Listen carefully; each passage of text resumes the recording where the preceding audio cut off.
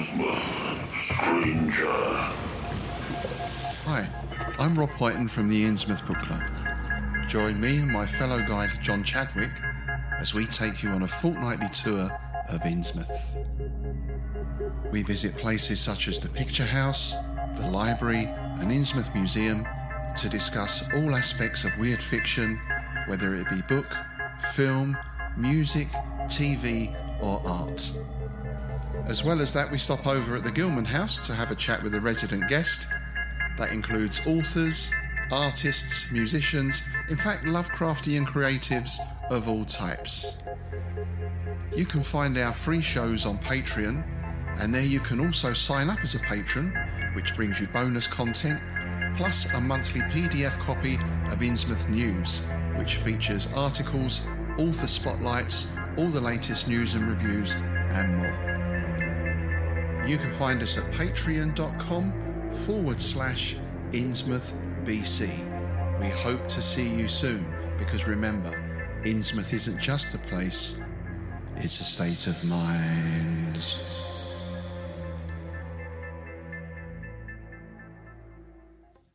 You're listening to KZOM, Oleander Public Radio.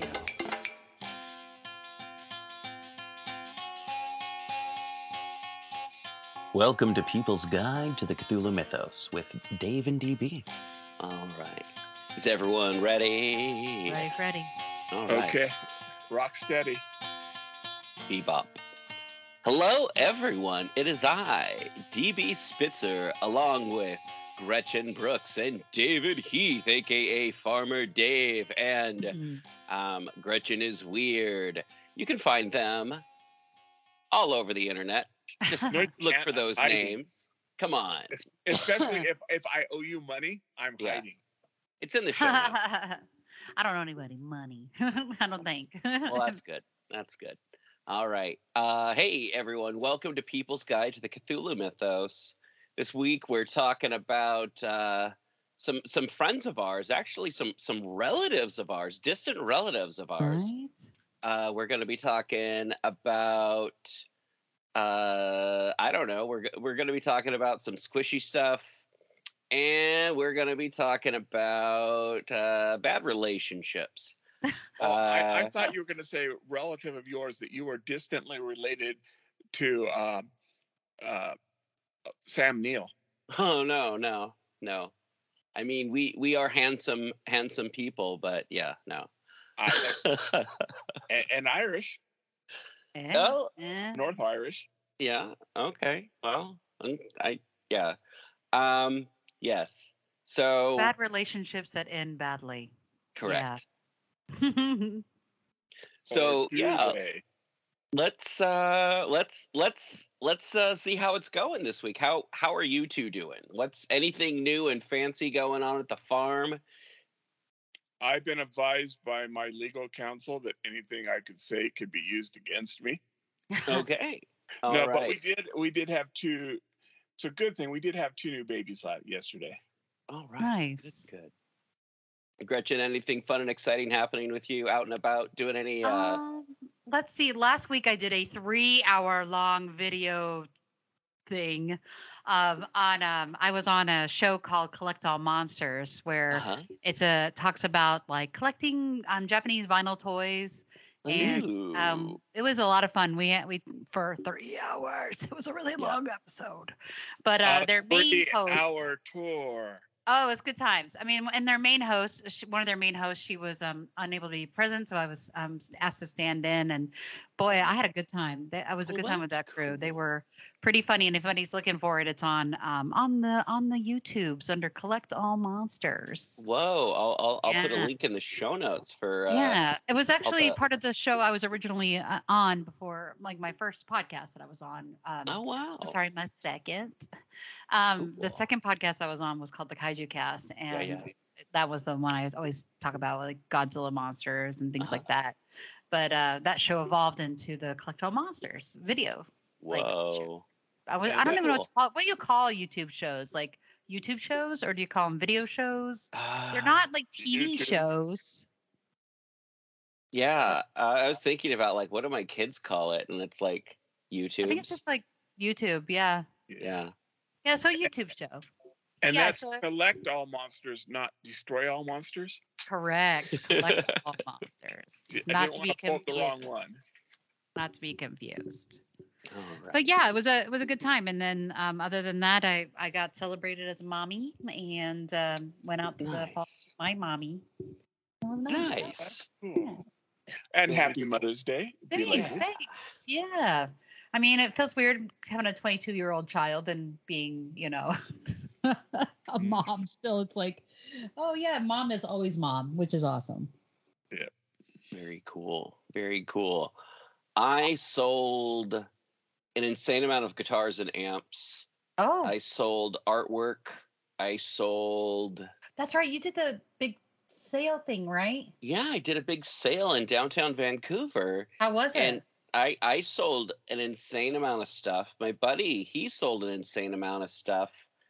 And I think we're both looking to be volunteers at the Portland Horror Festival coming up. Nice. So Right on. we like to be busy on our weekends and run stuff around and set things up. And, Nice. yeah. So, I'm not so gonna when you sell volunteer something this in year. Vancouver, when you come back into the United States, do you have to pay taxes? Oh, Vancouver, Washington. Oh, the other Vancouver. The other Vancouver. Yeah. Okay. So when you come into Oregon, do you have to pay taxes? Yes. Okay. I'm Do I pay them? No. No. You don't pay have that to toll. Yeah. Because you're a rebel. No. I don't think I have to pay taxes on that kind of stuff. I don't make enough. That's why you live in Oregon. We don't. Yeah, pay I don't make enough on this. It's not a long-term enough hobby. But when I do make enough, I'll fill out the 1040 forms. Don't you worry, Dave. I know everything to do with this stuff. I've been a contractor and a hobbyist forever. That's awesome. I know. All right, so are you looking forward to doing the Portland Horror? Oh yeah, I'm excited. My buddy wants to know about like how to set up these festivals and stuff like that, because he's thinking, hey, it's nice that we go to all these other events and stuff like that, but we need to be thinking about how to set up our own stuff in the future so that we can be taking money from other people and also be selling our own stuff. And I went, of course, that's always been the goal. Sandbox, man. You just gotta learn how to play with the other kids, I guess, Yep, right? yep. I Definitely. mean, honestly, Gwen's actually going to be doing a panel at Crypticon about running film festivals. Oh, that's nice. cool. Yeah. So in the future, who knows? Maybe I'll have the Clark Ashton Smith Film Festival. Right on. Right Or on. maybe we will have the DB Spitzer Film Festival. Oh, that'll have to happen after I'm dead. Who knows when that'll be? But it'll be at the Roseland Theater is my plan. Nice. All right. So what? Enough of us chit chatting. Where are we going today? What are we talking about? Who's our first? What's our first topic? We are going to Antarctica. Oh, I don't like the cold. Shoggoths. Yeah, Shoggoth. Or Shoggoths. Yeah. Shoggoths. I don't know. I've heard a few different pronunciations. One is like Shoggoth, and then one is Shoggoth. I say Shoggoth, but one of Yeah, my me too. personal favorites is Shoggoth. Yeah. And I think that's, oh goodness, I'm trying to remember it's on, you know what, I'll put it in the show notes. It's Thug Notes, at the Mountains of Madness. Oh. And Yes, I love that. and he says Shoggoth, and I'm like, I like that way. I like Shoggoth. I missed that. What was that? Dr. Sweets or? Yeah, I believe so. I wish they did new ones. Me too. But I've yeah, never no, seen this thing, Doug I'll- Notes. I'll put it in the show notes. But yeah, Cool. Thug Note. Yeah, great stuff. Everything from like Dracula to The Great Gatsby, H.P. Lovecraft, the 1984. Goldfinch. What's that? The Goldfinch. Which Oh was yeah. written out, There's I think in the 90s. all kinds of neat stuff that you can listen to some guy talk about, and Dr. Sweets. Yeah, no, it's pretty fun. That's awesome. I would totally want to check that out. I love that kind of stuff, like they have the urban cookbook and things like that. You know, that's fun. That's awesome. Makes it cool and accessible. I like it. Yep. So yeah, Shoggoths, man. They're crazy. They're crazy. My favorite monster of the week right now. Oh, cool. What's that? What kind of stuff have you been running across with Shoggoths? Well, I just find that they're now I'm starting to realize they're like the inspiration for so many films, like The Thing. Let's see, the glaringly obvious ones like The Thing and Aliens. They all have that kind of progenitor vibe. Yeah. Yeah. And especially like the alien architect, like it is in the Aliens universe. That's I immediately my brain went there. But I mean, I know they're like two starfishes on a football, but still, like so I have a question for you, but they're elder things. Sure. I have a question for you. Have you ever read the manga Mountains of Madness? That is the most beautiful drawn by Gao manga Tanabe. I believe so. Yes. Yeah. Gao Tanabe did it. His stuff is incredible. I mean, that's actually something I talked about at our panel. Was I couldn't get to touch on it long enough because there's it was just like my brief little moment. But like Gao Tanabe's manga, his interpretation of mangas are incredible. Yeah. Like the Mountains of Madness and then the Hound and other stories. He's got there's quite a few and they're easily to find on like Amazon. Yeah. They're all put out by Dark Horse. So if anybody's looking for them. Yeah, just amazing art. Yes. So cool. I have to say Dark Horse has done leaps and bounds for Lovecraftian horror with things that they've chosen to produce that other companies would be a bit more squeamish towards, like your DCs and your Marvels. But Dark Horse was there printing Alien comics and Predator comics, Hellboy, and willing to step beyond and like print other stuff. It was like you have to get like DC has to do like Elseworlds before you get like the Doom that came to Gotham and stuff like that. But But I mean, there is a certain amount of grisliness that comes with like your independent comics that are more likely to adapt Lovecraft more traditionally, or even like take it and then bump it up to the current time era, and still portray like the brutalness and the emptiness of Lovecraftian horror. Well, and I think that's why Shoggoths are such a great monster because they shapeshift. Oh, yes. So that could be that's timeless. I mean, it could be a monster looking around the corner. I mean, literally, Shoggoths are like, and also they're the thing that besides Cthulhu, Shoggoths to me are like the thing that comes to mind when you think of like cosmic horror, Lovecraftian horror, like this blobby, amoebus, tentacle-y eyeballs and, goo. I mean, if I was going to take it into a kaiju realm, like Godzilla versus the Smog Monster, Hedorah totally gives me like Shoggoth vibes. The yokai from Japanese mythology, is it Bozu or Ume? Dang, I'm mixing up my Ultraman monsters and my yokai. Trying to say Sibozu, but it's not right. That's not right. I want to say, but the one that's known as the sea monk, that's like this amorphous shadow in the sea that has like eyes. That I think it's called Umebozu. But anyways, that I'll correct myself later and be like, oh, why did I say that? But yeah, it's that monster. It's so I feel like Shoggoths is so timeless and could easily be adapted into any culture and any like story. Yeah, no, it's like I feel like almost any horror genre you can have a Shoggoth. Absolutely. I mean, you could even have like your teen slasher film. It's like, well, why is the slasher doing that? Well, he's mad at us because he's a Shoggoth. it's feeding the Shoggoth. It has to feed the Shoggoth. The Shoggoth's its mother. Right? Yeah. Well, I just also love in that story at the Mountains of Madness how the descriptions of like it's funny. My first time hearing that performed was at one of the Lovecraft film festivals, like the Adventure Theater people. Oh yeah.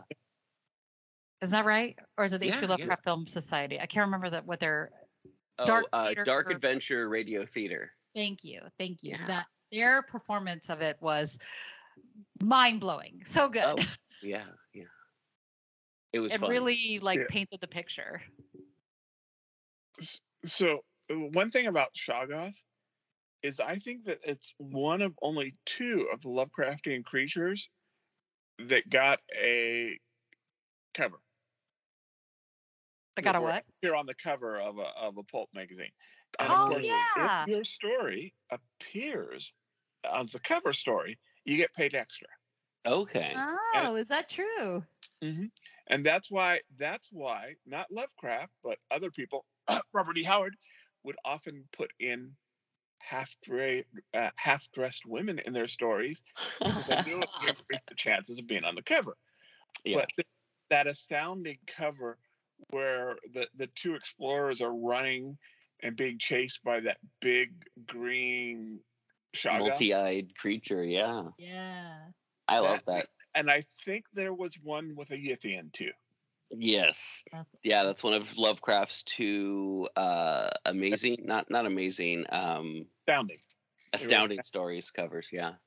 So doing research for this, I read that Edgar Allan Poe gave the Shoggoths their voice. Yes. So I have a question.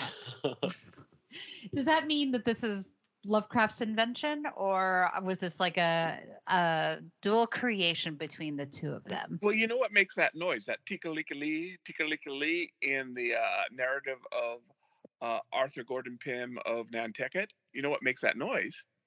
No. What? Evil cannibal albino penguins. Not make that up. And that's why the penguin thing was so important at the Mountains of Madness. Yes. Gotcha. Lovecraft took that term, that tickle-lee, from Poe.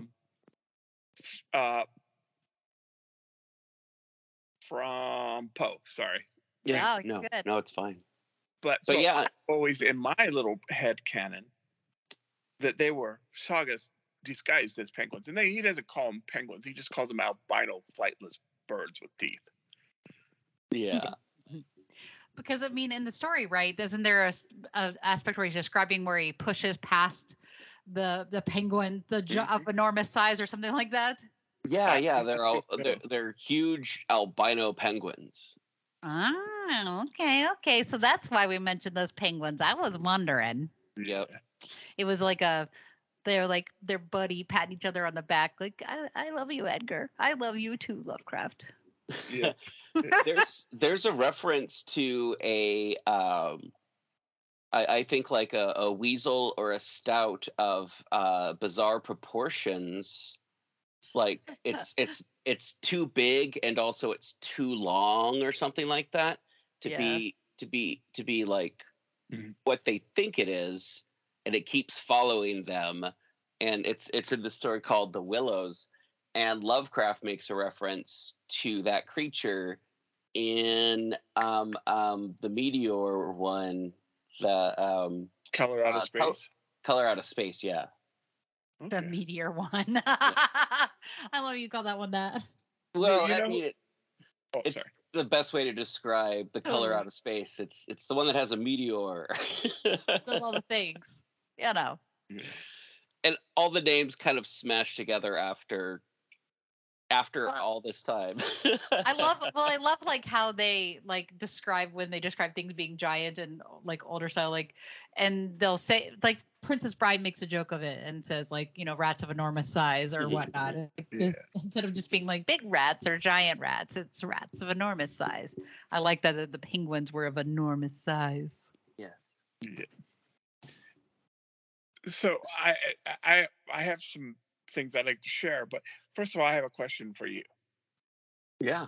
And so at the very end, and I think this has been debated by a lot of people, Dyer looks out the window of the airplane and he sees something, he doesn't say what is, and he freaks out. And so I have my theory what he saw, but what do you guys think Dyer saw? Dyer saw. Well, I like to imagine the greatest cannibal penguin of all time. so pale it's like the color of my underarm.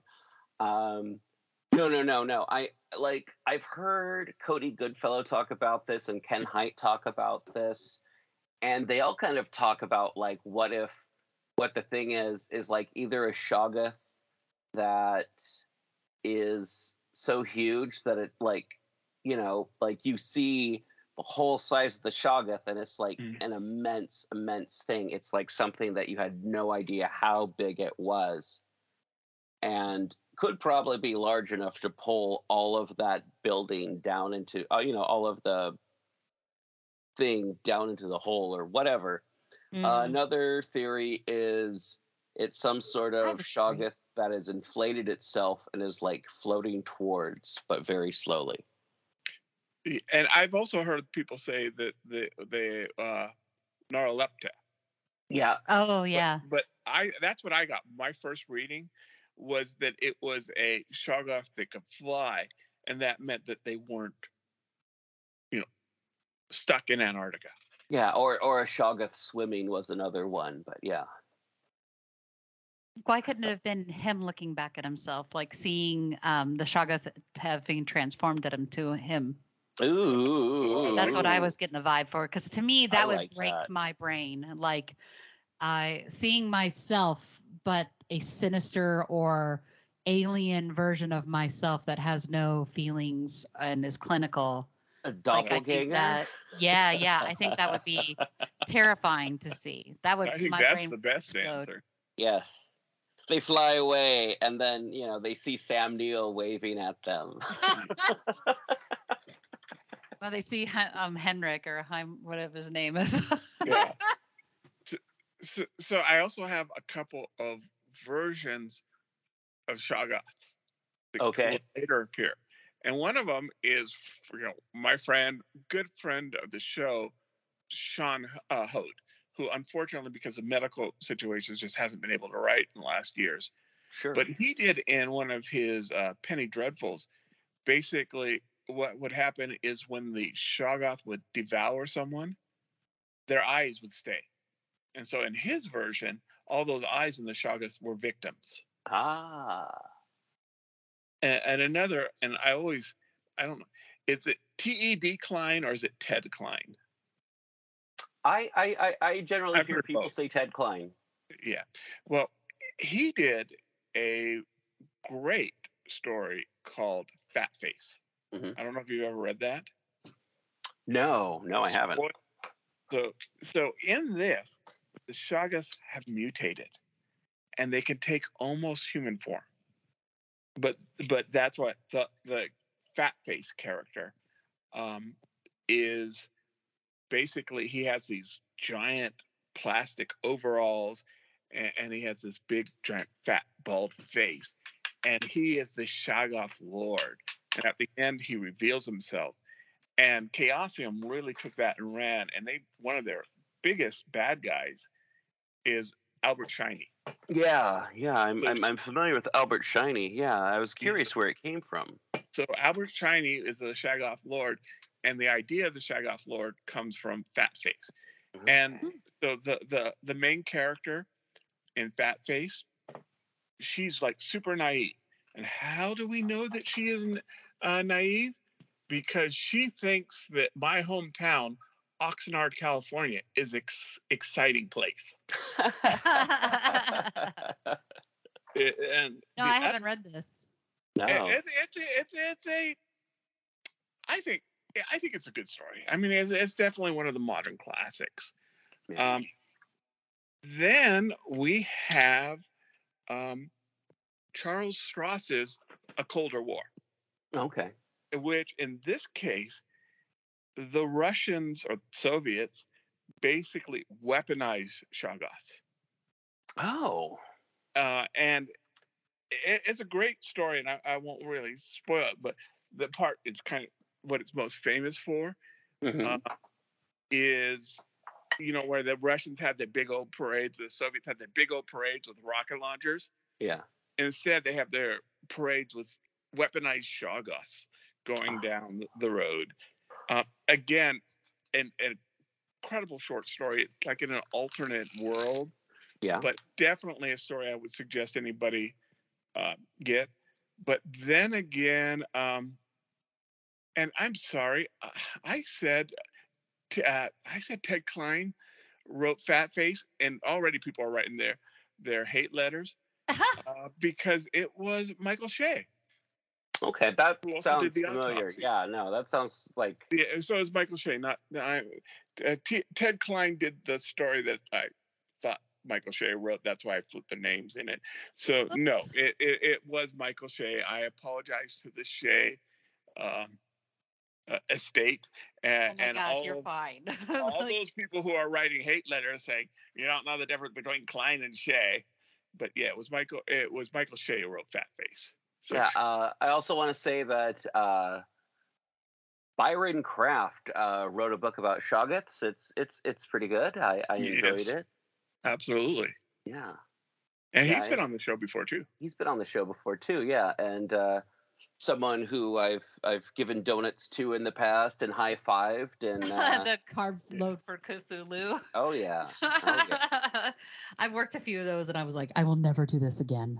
Oh no! These were donuts I brought in from where I worked. Oh, right on. Everyone had already carbo loaded for Cthulhu and complained about how the donuts were cut into pieces, and I brought in like 2 full boxes of donuts, and then all these like short guys and savages grabbed fistfuls of donuts and then sat down.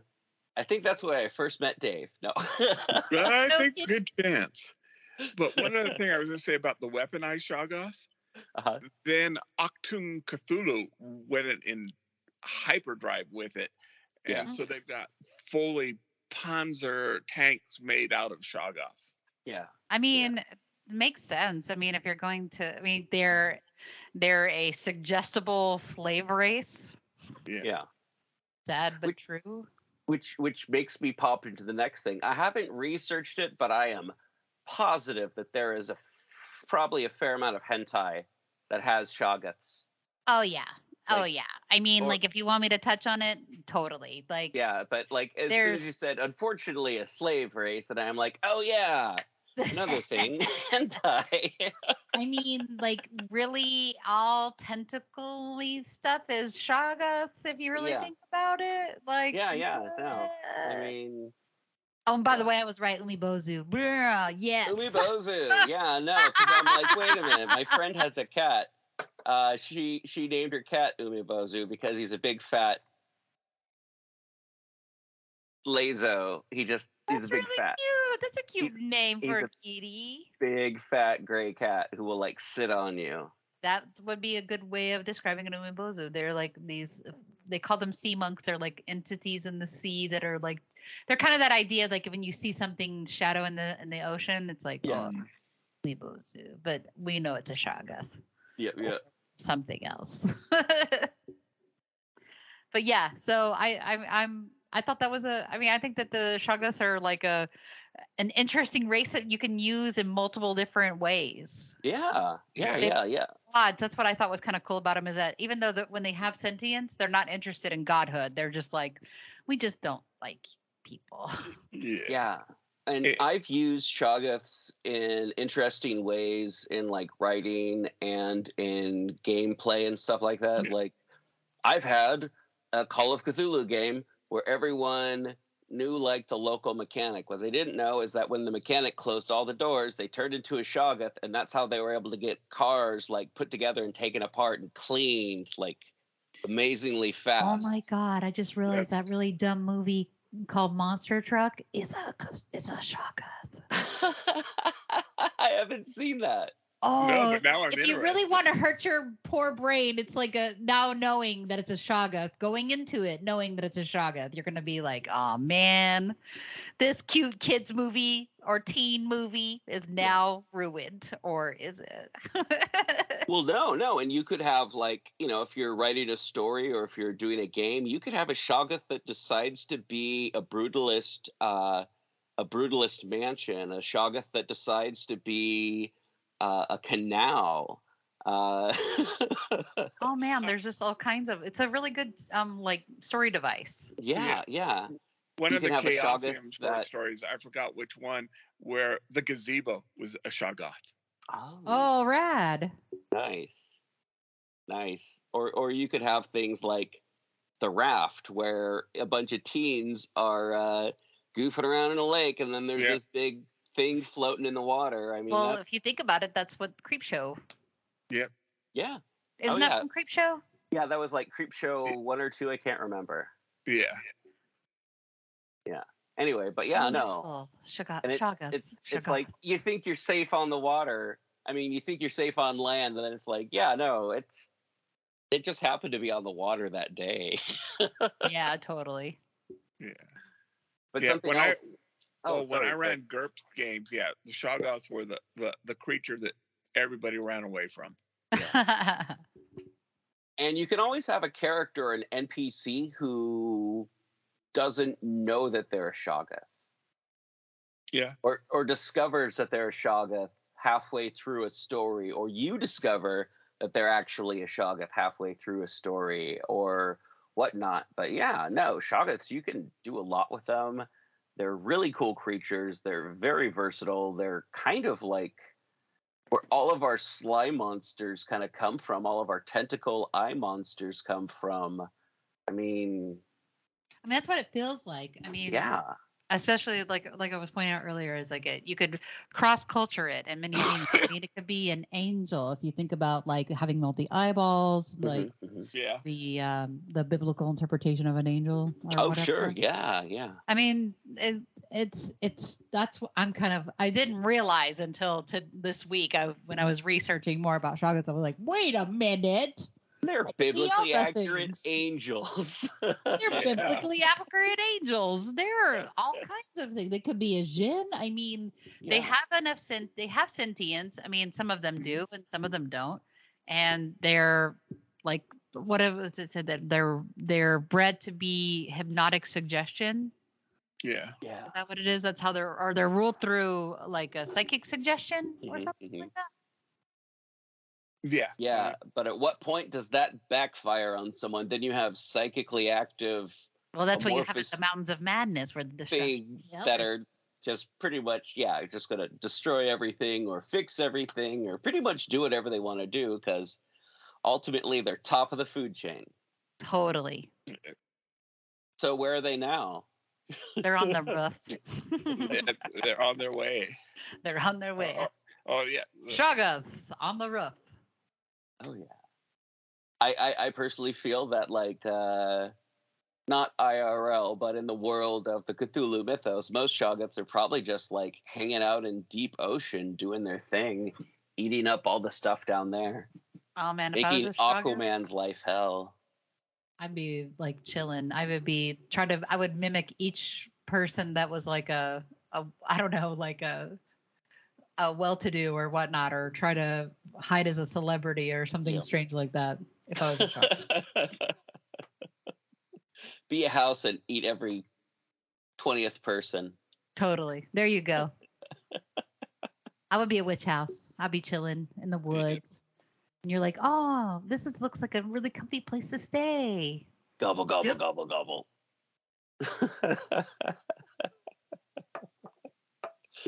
All right. Shoggoths, everyone. They're cool, despite what Lovecraft tries to tell you. Well, they're cool because they live in Antarctica. Yeah, they are cool because they live in Antarctica. And Lovecraft, as we all know, was allergic to the cold. Oh, was he? Yeah. Or that's what he claims. Yeah, I know. He'd be all like, Sonia, can you go outside and start the car? It's like 35 out there, and I'm allergic to the cold. If they owned a car. That's a theory. Yeah, no, I don't know if I doubt they owned a car, but yeah. Although that's why it was, I think, Amazing Tales. He got the job, but he wouldn't move to Chicago as their chief editor, and he wouldn't move to Chicago because of the cold. Yeah. Wow. Yeah. Anyway, enough picking or at on least Lovecraft. That's what he said. That's my favorite thing to do is pick on Lovecraft. I know, but we have other stuff to talk about too. Oh yeah. All right, Dave, what's the center part of the show about? So we're going to talk about a real incident, or at least a real police report that is credited for creating the movie The Blob, which is also very Shoggothy. And that is the Philadelphia Star Jelly incident. That's pretty cool. And then after that, we're going to talk about a movie. Gretchen, what movie are we talking about? Possession, 1981. Ooh. Yeah, not The Possessed, 1979. No. Don't watch that one. I mean, it's good. Yeah. I watched part of it. I'm like, no, this isn't it. It could be it. And I'm like, there's the people who could be in it. But then I looked up the other one and I went, oh, yeah, no, this is it. All right. And that's after the break and after the other break. All right.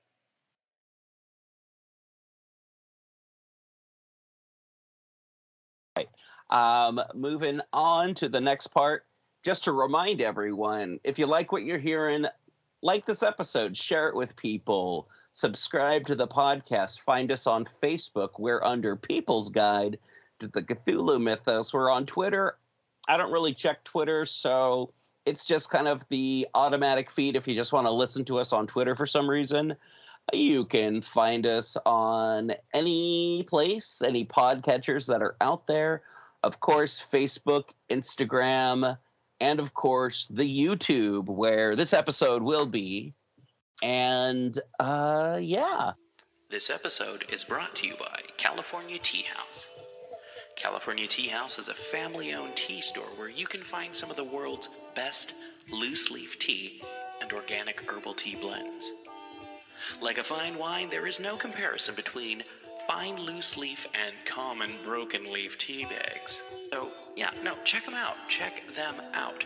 They have quite a bit of pretty awesome tea collections. I'm a huge fan of their white teas. They have a tea club that you can join, but, you know, they've got green tea, black tea, white tea, oolong, that Robios, and herbal tea. They've also got teaware. So check out California Tea House in the show notes.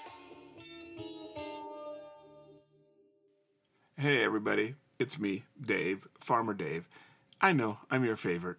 Okay, no, we know that we've done advanced statistics and studies and tests, and Gretchen is your favorite. But you got me, so I thought since we were talking a little bit about the Shoggoth, maybe we would talk about the seemingly Shoggoth-inspired movie, The Blob. You know, the one with baby Steve McQueen? He was so young and he went by Steven back then.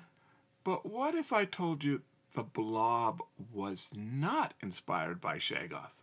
Probably wouldn't surprise you too much. But what if I told you it was inspired by real events? Okay, if we go down that rabbit hole, we're going to have this whole David Lynchian, Descartesian, what is real discussion. So let's say what we know for a fact is that the Blob was inspired by a real police report. The police report that inspired the movie The Blob, it's an artifact. It's something that's physical. It exists. It was a news sensation at the time. Now, is it going to be as dramatic as the movie The Blob? Of course not. Nobody was Stephen McQueen, not even Stephen McQueen. So, yes. Before I confuse you even more, let's go back to 1950. Now, it is often called the Star Jelly case. And it's actually a little bit different than Star Jelly stories, which have been around since like the 16th century. Star jelly in general is this glue or glop that appears on tree branches, according to legend, usually after a meteorite shower. So it's often associated with meteorite. Walter Scott mentions star jelly, at least as a throwout line, in his 1825 novel, The Talisman. So star jelly was a known phenomena which probably had a scientific backing that just sort of became folklore. I haven't seen anything official, but I wouldn't be surprised if Lovecraft was aware of it, if by no other means through, Walter Scott's writings, and maybe was in the back of his mind when he wrote The Color Out of Space. It definitely has these legends, and The Color Out of Space seem to have the same sort of feeling, though The Color Out of Space is that it's a color, it's a wavelength, it's a electromagnetic radiation, where the star jelly is glop, glim. Oh, I know the word I'm looking for. It's a blob. So the event took place on September 27th, 1950, in, I guess, more the suburban areas of Philadelphia, where two police officers, John Collins and Joe Keenan, those sound like East Coast cop names to me, like just out of a movie. They reported seeing this metallic vehicle with a dome. It was saucer-shaped with a dome, and it released this huge purple jelly-like mass that just floated around. And they basically called in and two other cops who claimed to have seen it. And then everything just sort of disappeared. And it became a national sensation. And to be honest, even though I don't think maybe it happened the way the police described it, I don't think they made it up. I think they saw something and maybe their imaginations took hold. I don't know exactly what happened, but I think something happened. And they were basically became a laughingstock. And this sort of stinky jelly slob, 7 years later, is going to be the inspiration for the movie The Blob. So the story for the movie The Blob was written by Irving H. Millgate. Now, he didn't write the script. The script was Kay Linker and Theodore Simonson. But Millgate basically came up with a story that was used. And he then, of course, gave it to Lankiker and Simonson, who made it into the movie. And Millgate it says that he was completely inspired by reading about the report of the four policemen 7 years earlier. He was basically told by producer Jack H. Harris, you got to come up with a monster story, and this is what Millgate came up with.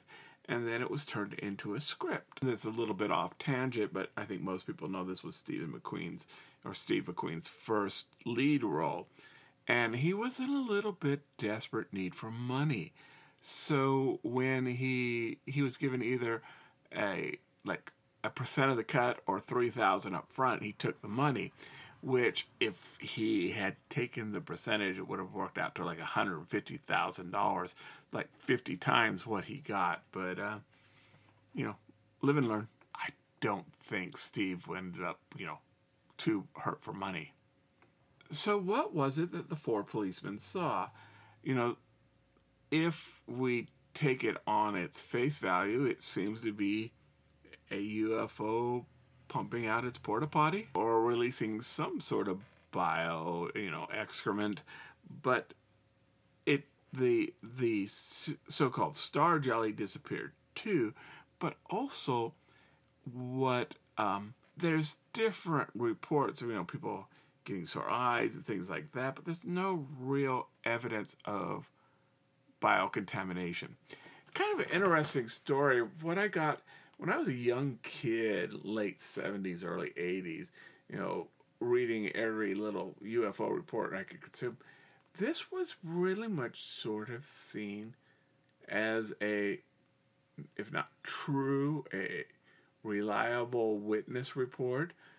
But apparently the FBI back then just tore this apart. And the case, what I'm reading now is that at the time it was seen as laughingstocks.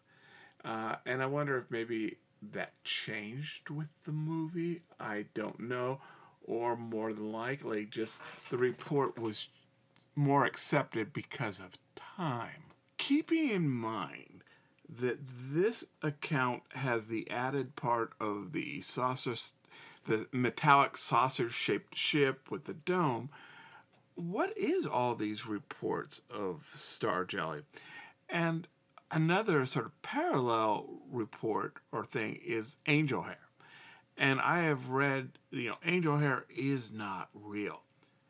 But in Mississippi in 1987, I looked up in the sky and it was covered with these white floating strings, this angel hair. And I'm pretty sure what I saw, first of all, it's like seeing the Northern Lights, I guess. You get a scientific explanation. It's still kind of awe-inspiring. But what I saw, I'm pretty sure, was released from spiders. And they pretty much covered up the sky. So to me, yes, it's real. Is it supernatural? No, I don't think so. Does it come from UFOs? No, I don't think so. So when people say, oh, this phenomena isn't real, well, I'm willing to say it's not supernatural. Maybe the Philadelphia case wasn't real, but I'm kind of want to say that, there's a good possibility.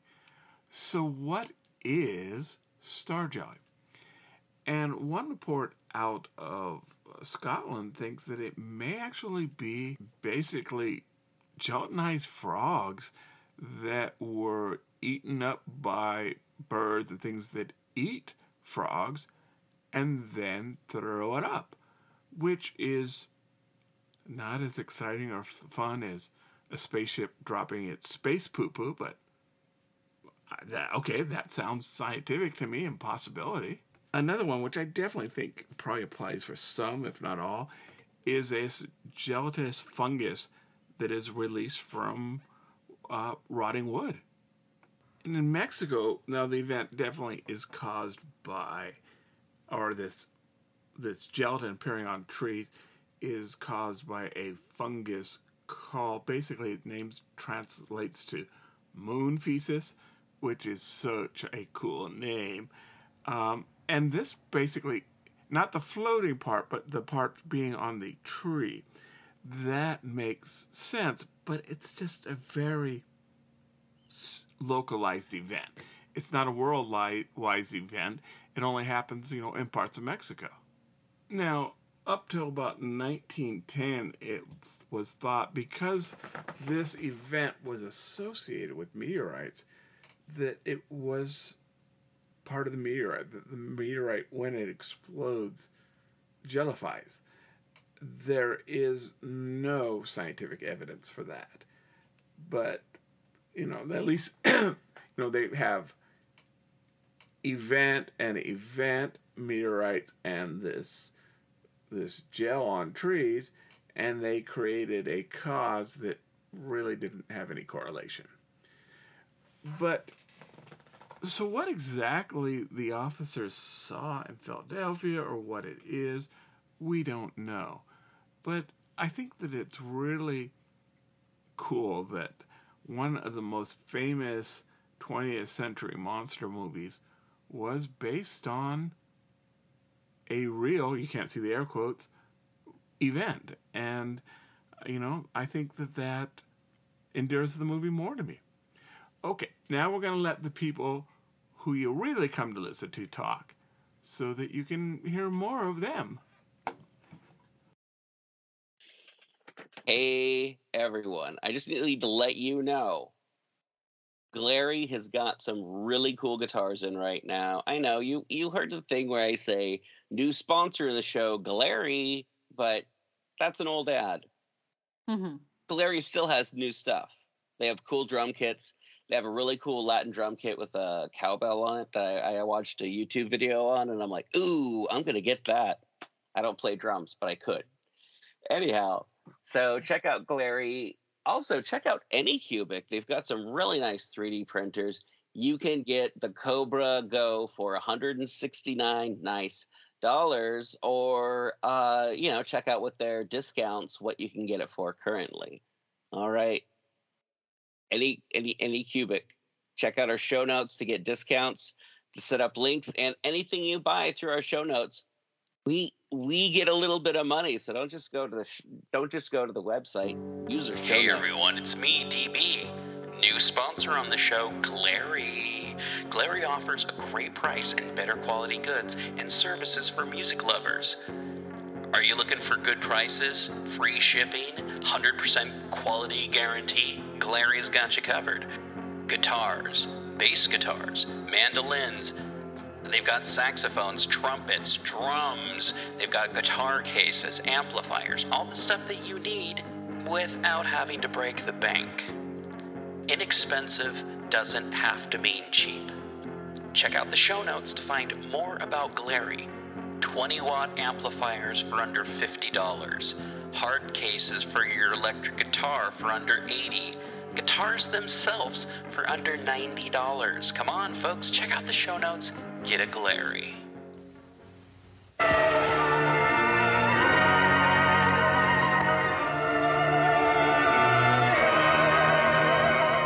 Prepare for a spine-tingling, nerve-shattering podcast featuring all your favorite monsters. You won't believe your ears when you listen to Monster Kid Radio. Here are your hosts, Derek M. Cook, and his ever-rotating stable of guests discuss your favorite classic and sometimes not-so-classic monster movies. Subscribe to Monster Kid Radio through iTunes or Stitcher, or visit monsterkidradio.net before the next weekly episode of Monster Kid Radio. Go through the archives for interviews with Sarah Karloff, Victoria Price, and Joel Hodgson. Listen to discussions about movies like Creature from the Black Lagoon, Island of Terror, and King Kong. And don't forget convention coverage from Monster Bash and the HP Lovecraft Film Festival. Classic monsters, modern talk, and the head of Rondo Hatton. Only on Monster Kid Radio.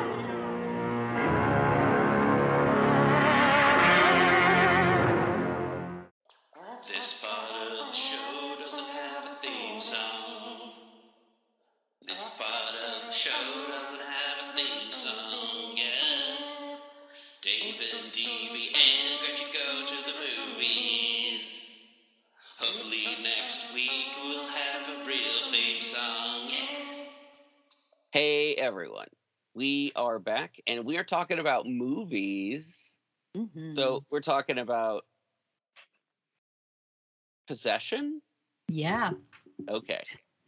Am I allowed to pick movies anymore after this? I mean, No, you you're guys, totally I allowed was to worried that you guys weren't going to speak to me anymore after this one. No. It's the one where the embryos being fed to a little girl.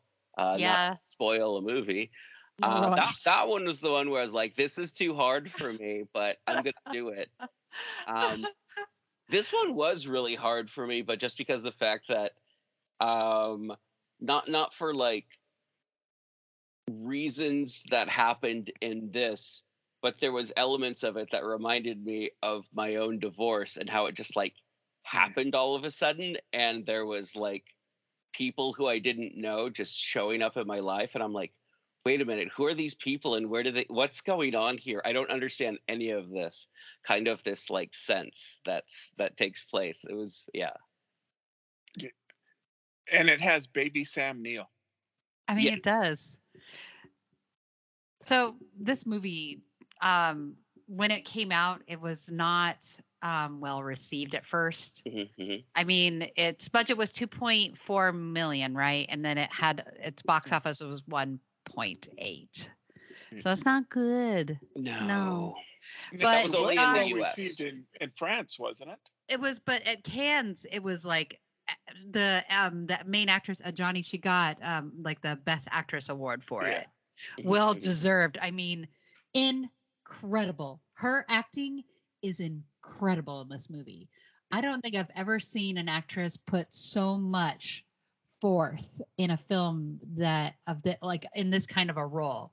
It didn't feel like acting. It felt like you were seeing on a relationship fall apart, and it's like, oh, this doesn't feel right. This feels like, oh, I feel bad for everyone involved. Why am I here? I need to get up. I need to walk around a bit. Okay, I can watch. So I don't mean to be that guy. Yeah. But to me, and I did a little bit of research, to me, it almost seemed like I thought at first overacting, but apparently the director was being inspired by a type of theater in Poland where you're not showing what the character is doing, it's what the character is feeling. And that's why I think maybe that raw emotional. So maybe the character is whispering in reality, but the idea is, since it's hurting him or her in her soul, she's screaming and overacting, and it's not overacting like we would think in Western. It's kind of like impressionist, is my understanding. It's an idea of not what really happened, but the feelings behind it. Well, I mean, that's what I think the whole film, the beginning intonations is like, okay, we have Sam Neill's character who is a spy. And it's World War. I mean, this is not World War. Excuse me. It's West Berlin. We're in Germany. Yeah. The wall is still up. There's physical aspects of seeing the wall as we enter the film and as we kind of navigate the city and this destruction of this relationship. We see the wall there, and it's like this reminder of what had happened. What there was like the stagnation of Germany at the time, but also like the hopelessness that people had at that time. Yeah. And oh, I'm sorry. No, it's all right. It just kind of feels like it plays into that's like that third party emotional state at the very beginning of the film, letting us know where we're going to be entering something not happy. No, and we're 8 years, like when the movie's filmed, we're 8 years away from the wall coming down. Like it is East Berlin within communist Germany, and I mean West Berlin, which is within communist Germany, but part of West Berlin. Anyway, I'm not here for a history lesson. That's my job. Yeah. That's my, but yeah, no, there's that scene when he's in the apartment and the camera zooms back and behind, Sam Neill's character. That is East Berlin. It's camera shooting over, into communist Germany. So I did do a little bit of research, and correct me if I'm wrong, but so it's Zolowaski. I'm not sure if that I mispronounced. Yeah, I think that's as close as we're gonna get. Yeah. So he was going through a terrible divorce. Yes. And so a lot of it is autobiographical in the fact, like when Sam Neill comes in and he finds the kid alone and he's got jam all over his face. That's based on something that happened. Yikes. And that his wife left him for a self-help guru. Oh my gosh, which explains Heimlich, or is it Heimlich or I think it's Heimlich or Heinrich. Heinrich. Yeah. And the other thing is that right before this, because he was making movies in communist Poland, and his big masterpiece was going to be called The Silver Sphere. I don't know if you ever heard of that movie, because I hadn't until I started researching them. I've heard it, but I haven't seen it. Okay, so it's a science fiction epic where the spaceship crashes and they have to basically survive. And then this half bird-like aliens, they meet contact, and the bird aliens conquer them and make them the slave race, and they have human bird hybrids. And then later on, another spaceship crashes, and this character, he basically leads a rebellion against the bird people. Where the communist government in Poland basically thought it was an attack on communism, and they made him shut it down. So I'm told, and I've seen just clips, just real quick, but I'm told it's an incredible movie, but it's not complete. Interesting. And so my understanding is he was extremely frustrated that he gave up. He was no longer going to make movies behind the Iron Curtain, and that this is his only English-speaking language movie. I did know that. Yeah, but that so much of this was his frustration over what happened to the Silver Sphere and the breakup of his own marriage. Yeah. I feel like this movie has a lot of Lovecraftian overtones in it, as well as, I mean, I don't think it's necessarily considered a horror film in its like, in its like purest form. It's a psychological drama of types, or a psychological thriller. I mean, to me, it has science fiction elements to it, but it also I'm sure that most people have seen like the images of like the tentacle monster and things like that. I mean, it's a Shoggoth. Let's just be real. Let's be real. I mean, it was serendipitous that you picked Shoggoths in this. Just saying. Yeah. And the subway scene. Oh, but brutal. There was a band that did a video. I can't remember her name. It was basically a redoing of the subway scene. Oh. Yeah, I'm told that the way that that scene was kind of directed is he was like, am I allowed to say bad words on this podcast? Go for it. Okay.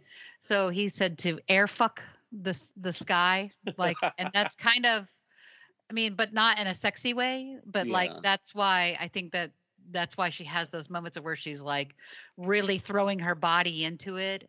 As well as, I mean, and there's those scenes where she's coming at the screen and her eyes are dilated and she looks like ferocious, and it's just so good. And I had heard that they experimented with putting the actors in trances. Yeah, and that's what Sam Neill had said in one of his interviews, was that this was also his favorite production. I'm like, well, maybe you were hypnotized to believe that. But I mean but his character was really an interesting character, pathetic and also terrible, and also like, it's just a lot of there were nobody was really redeeming in this. There was maybe Heinrich's mother. Well, know what else I liked about this movie? I think that it was progressive in a way. Yeah. That it has a gay couple, but it was no big deal. Yeah. It was just thrown out. If they didn't, it was just casual. I like that. Yeah, it wasn't an important part of the plot. Like, it was just a casual relationship that we didn't make a big deal out of it. It explains why the detective's partner is looking for him. But right? Gosh, what a crazy film. There's so much I could go on. It's so many metaphors and like self-destruction, and it's just that's why I think it's like such a Lovecraftian film in that way as well. Besides the like obvious tones of like, the monster, but the madness that this couple has, like the consumption of each other, like where they want to control one another or control the situation. Like that to me is a very Lovecraftian, scary vibe. You know what I mean? Oh yeah, absolutely. Yeah. I'm sorry. No, just the idea of like you loving someone so much that you want to just like consume them. That's what this plays on. Sure. And it definitely is a psychological horror, and in some ways I think it works best as a psychological horror. Absolutely. But there's something I think that they kind of threw out just to bait us, is when the electric knife scene. Oh, yeah. Okay. Yeah. But later on, you see Sam Neill in a t-shirt. He's got no wounds on his arm. Because he's Yeah. a Shoggoth. Yeah, or did he imagine it all? Well, that's the thing that it plays on is like what parts of this were they imagining happening? Yeah. Like, I mean, when she has a miscarriage in the subway tunnel, is she having a miscarriage or was she raped by, you just don't know, like, what was happening, like, if this was something that she had, like, if she had imagined or that, like, is some kind of trauma. It's hard to tell. It's that's what makes this movie so scary. Yeah. Or do they have a shared delusion? Could be a shared delusion. I mean, when people are I guess when you see these kind of destructive relationships, they could have a shared delusion of like companionship and whatnot, and then having the implosion of the relationship creating more. Yeah. Me, I'm pretending to be a psychiatrist. Hi. No, I'm like going, no, I totally get that. I totally, there's things about this that captures like not just like the filmmaker or Sam Neill's like characters. There's elements to this that are kind of common with just kind of communication breakdown between people, but also like disinterest, but also needing to have that person even though you don't want that person, kind of like end of relationship garbage that they're both going through, and they're both kind of like hating everything about themselves and each other and going through like this delusional thing at the same time, where it's like they're both just unreliable narrators, but also like you don't feel sympathy for them, but also you feel sympathy for those around them. Like that poor kid. Yeah. Man. You see people going through a terrible breakup, like publicly or something. You don't worry about them. You worry about the other people at their table and go, "Oh shit." I hope that wasn't their rehearsal dinner. Yeah. I mean, there are so many scenes that stick out, and like one of them for me is that one of those, the end scene where the little kid's like, don't let him in, don't, then runs upstairs and drowns himself. Are you kidding me? Yeah. I sat there, I was just kind of awestruck at it. Yeah, no, this movie went places I didn't think it was going to go. Right? It's like I just assume it's going to keep going in this like psychological thing, and then it's like, oh, wait a minute, what's that? Oh, okay, wait a minute, she just killed that guy with a bottle. What? Yeah. Oh, fuck. Okay, this is not the movie I thought. So what if this is a theory? So we have Helen, which is, sort of an idealized version of Anna the wife, but her eyes are changed. And then we have this squeaky clean, eerie clone of Sam Neill at the end, right? Yeah. Correct. What if, and I'm just throwing this out, this is my impression, what if the monster is symbolic for Bob, the boy?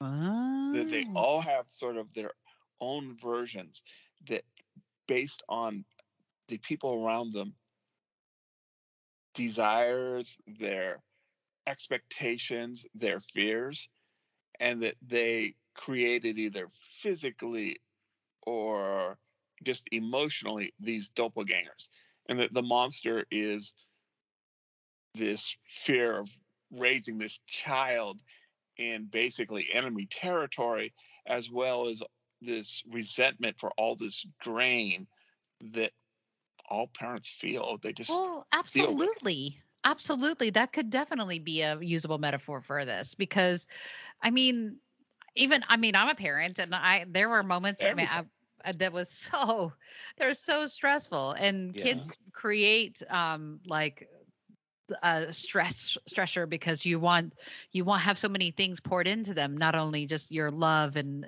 affection and your endearment, but like your hopes for them and your future for them, and that can cause a breakdown especially if there's some like problems with things. Yeah, absolutely. I mean, happy Mother's Day. Yeah, no. This is one of those movies you put on the list of hard to watch for parents, along with my brain isn't working right now. Human Beings. What's that? Hard to watch for human beings. Yeah, hard to watch for human beings. And divorces and things like that. It's just, if you've had a relationship where someone is trying to change you in that relationship, this is also a very good aspect of it too, because I mean, like you were saying, their idealized versions of each other could be their like compulsion to want to change one another. Yeah. And sculpt them into the person in the end, they are. That change isn't that good. Nah. I mean, you never know. He was, I mean, like you kind of get the impression that that there were some intimacy issues, and it seems. And outside of all that, I love Heinrich. He's a fun character. I love his like putting his little triangle on his forehead and rolling across the hallways and not making eye contact. Yeah. I want to now I think it's going to be my new thing walking through the halls. I'm just going to be like, excuse me.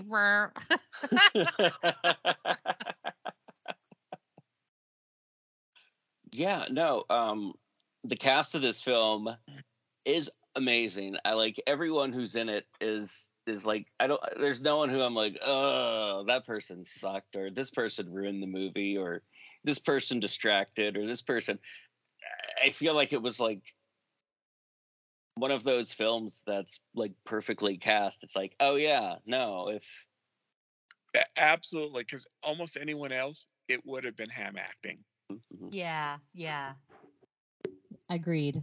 And I think that it felt right. It was right for this movie, Yeah. I really love Heinrich's mother. She is the chillest person in this entire film. She's just like goes with it, rolls with the whole thing. She's like, he could be dead, maybe, but please tell him I love him, or tell him to call me. She's super chill. Yeah.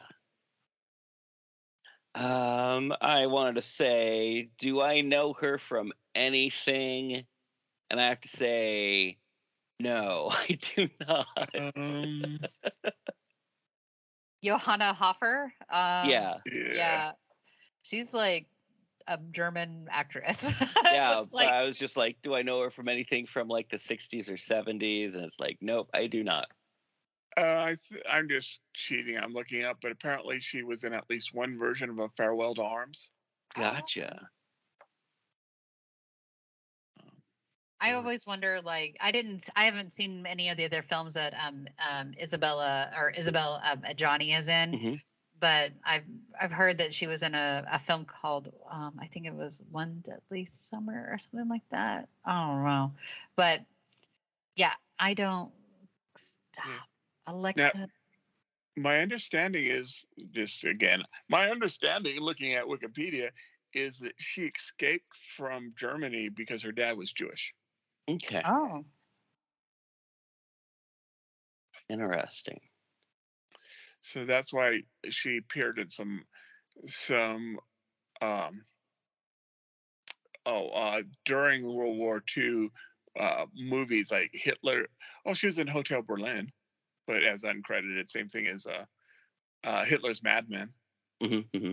She was also in Nosferatu. I'm so dumb. Okay, I was like, I know she played Lucy Harker in the Werner Herzog Nosferatu. Okay. I mean, you can't forget those eyes. She's just got such incredible, she had an incredible look. She still does. I mean, she's 67 years old right now. Gorgeous. Hope I look that good at 67, just saying. She's a Shoggoth, so she can look good at 67. Yeah. All right. Possession. It didn't do well, as we talked about it. It didn't do well anywhere. It has it's a video done, nasty. Yeah, it was a video nasty over in the UK. It's like since 2014, it's gotten a lot more of a viewership because it's been released in more than one format since then. It's been released on DVD, and I don't know if it's been released on Blu-ray yet, but Yeah, it's on Blu-ray. Okay. I think it's Criterion Collection did a upgrade, and then there was a recent upgrade that is not as nice as the Criterion Collection one looks. That's you know how sometimes you have too much correction. The one that I think the Criterion Collection put out was a little bit less than the one that the more recent Blu-ray, but it's definitely got a cult following. I mean, I just think that people didn't know about this film because it was a video nasty and it kind of got buried, and it's not like it didn't do well. It didn't have a lot of money, and so people like us who watch a lot of cult horror films or whatnot brought it back to like to the more like common mind or whatnot. And I mean, there's been a bunch of I looked up a few YouTubers interpretations of the ending, because that's what I'm always curious about, is like, what do other people think of that ending? What do I think of that ending? That was weird and kind of scary. So what were some of the thoughts? One of them was it was all a grand delusion. I mean, I stuff see that that. you would assume. Yeah. I personally feel like it was maybe Bob was sensitive. I don't know. Hang on. So at the end we have Helen is with Bob, and then the bombs are going off, the air raid sirens are going off, and Sam Neill's creepily hanging on the door like a perv. Mm-hmm. And putting his hands up against the glass, and the little boy is screaming, "Don't," and she opens the door smiling, and then he goes up and drowns himself. Right? Yeah. Can we say that was Bob's delusion? Or like, do you think that was, I don't know. Bob's a weird kid, man. Yeah. I would think, and so this is kind of the way that I got, was kind of a shared Anna and Mark delusion. Yeah. And that from a psychological point of view, there was no monster. That they were killing everyone.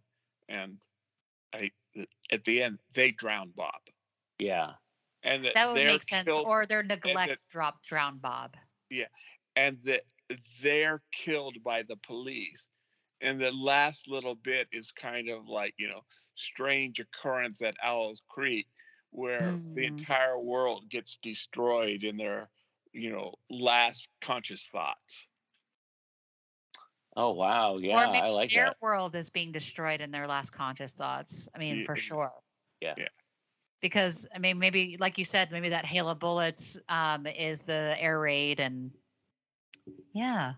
it's an unsettling film. It's not a pleasant ending. No. But I kind of like films that are nihilistic like that. I like I don't need everything wrapped up. Not every monster gets to be slain and survive, and I like that darkness. And even if it's an overly disturbing movie, it's a well done movie. There's no disputing that. I mean, it's got these incredible shoots, like that one shot where it's like one continuous looping shot where he's sitting there talking to the spy council. They never really established what they're called, but that he's a spy. Yeah. And the camera is looping completely around the room in one continuous loop, giving us this perspective. Yeah. I thought that was gorgeous. Like chef kisses. Mwah. Yeah. Yeah, David Fear of the Rolling Stone said this film, a body horror answer to Kramer versus Kramer. Oh, and Jesus, that's an easy breakdown. Oh, yeah. It's like, oh, wow, that is just like how to describe this in like less than 10 words. Totally. And then said like jaw-droppingly beautiful about the 4K restoration. Yeah. I just saw it on my TV, on my monitor. I watched it on Amazon, on Shudder. Yeah. And I watched it again on my monitor with my terrible eyes. But wasn't the subway scene a one shot? Yeah, that was also one shot. Jeez. Brutal, right? Yes. Where she's like smashing the eggs and the milk up against the wall. Like, to me, that was there was also those like, of course you could throw all these allegories out there, or like be like, she was destroying her motherhood, and that's why she was destroying the milk and the eggs, as well as like she has like a miscarriage, and then all these other things that besides miscarriage stuff comes out, and yeah. Okay. Gnarly. So beautiful in its disturbingness. Absolutely. Yes.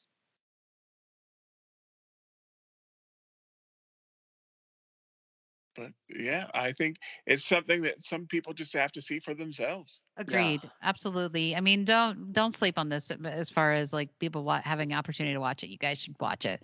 It's yes, it's hard. It's a hard watch. Oh yeah. And because it's such a stilted dialogue and kind of bizarre acting, don't not see it because of those kinds of things. It's incredible once you let the story envelop you. Yeah. And when I had heard that it wasn't deliberate overacting, that it was an idea to try to portray how they were feeling, that kind of, I saw it in a different light. I personally didn't think anyone was overacted. I felt like everyone was just kind of like at their last wit and just trying to like make sense of everything that was happening around them. Right. But and like I feel like their emotions were like, to me, felt like that turned up to a 10. Oh my like God. You come in hot, like you're already upset. I mean, like you're starting to shudder because you're about to start yelling, kind of like, yes. Oh. Yes. That's what makes this so horrible and like such a terrible experience, because you like we've mentioned multiple times in this, is like a relationship, like just being destruction. Just watching this film made my stomach just go into knots, and I'm like, this movie is right? intense. Me too. And that's before anything really weird. It's like anything really, really weird. It's just like more kind of like, oh, they're both assholes and they're both neglectful and they both suck. Then it starts getting weird, and you're like, there was nobody redeeming except for Bob. I mean, I guess. Yeah. He didn't have much personality, poor kid. Not really, no. Yeah, even Helen, which is this pure portrayal, even I don't know. I don't know quite how I feel about Helen. Well, I mean, if you think about her and as taking her as if she was like a separate entity from Isabella's character, dang brain. Anyways, if you take her as a separate entity, and she's an adulteress, like a knowing adulteress. Yeah, and she's that's true. And she's also Anna was the other character. Thank you. She's also overtly naive. Absolutely. Yeah. Probably in the ignorance is bliss kind of way. Yeah.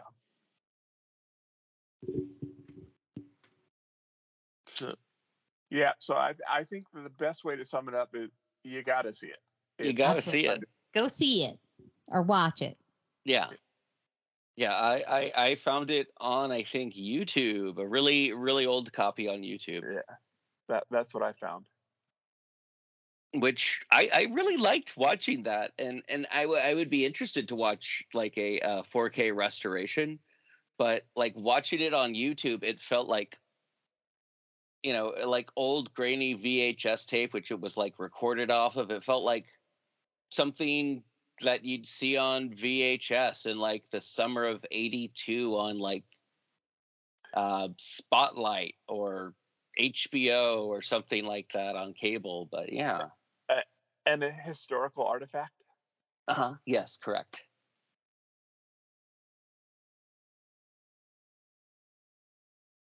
So what are we going to be talking about next week?